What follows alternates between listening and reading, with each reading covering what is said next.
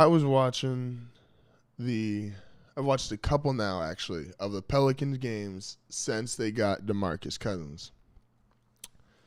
And I keep thinking to myself, this should work. The team around them's not so great, but this season more so based on how well do they play together.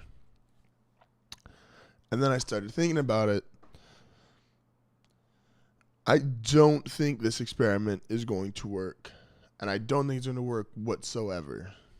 You've got the best center in the league, the best power forward in the league.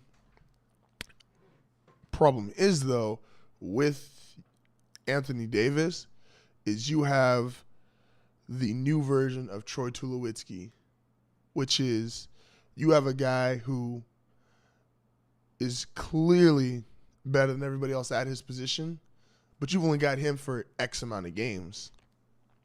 Remember when Troy Tulowitski was considered the best shortstop in baseball, the question and argument became, well, what's better, 120 games of Troy Tulowitski or 160 games of anybody else?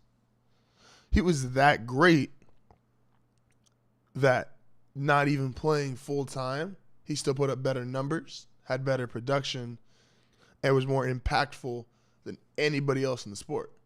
Could have made the case 4 or 5 years ago, he was the number one player in baseball. Between him, Matt Kemp, Albert Pujols. I got some numbers here I want to throw out.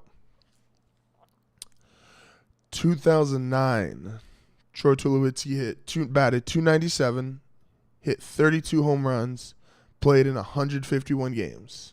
The Rockies went 92-70. Got the wild card. Okay, very good. In 2010, he batted .315, 27 home runs, played 122 games. They went 83-79. Winning record, no playoffs. In 2011, batted .302, 30 home runs, played 143 games. They went 73-89. That year was more so of a Carlos Gonzalez being hurt and other guys being hurt around him. 2013, hit .312, 25 home runs, only 126 games. They went 74-88. Notice a pattern. He's there. He's playing. The team does better. The players around him do better. He's not there. The team suffers. And you don't win. Anthony Davis.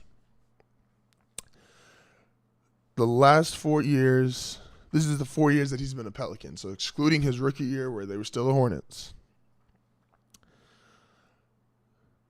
20.8 points per game, 10 rebounds, 3 blocks, played 67 games, 34-48.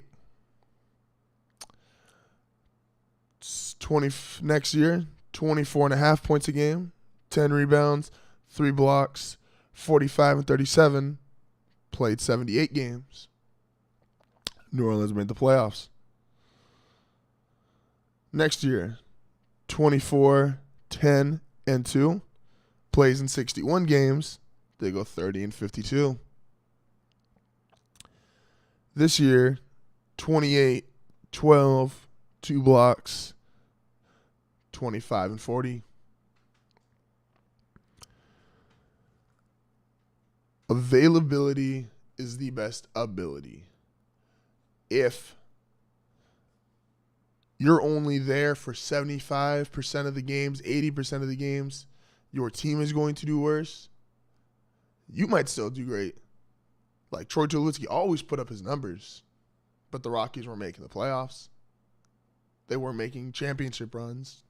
The team wasn't doing well. Anthony Davis, he can put up 28 and 11 probably every season.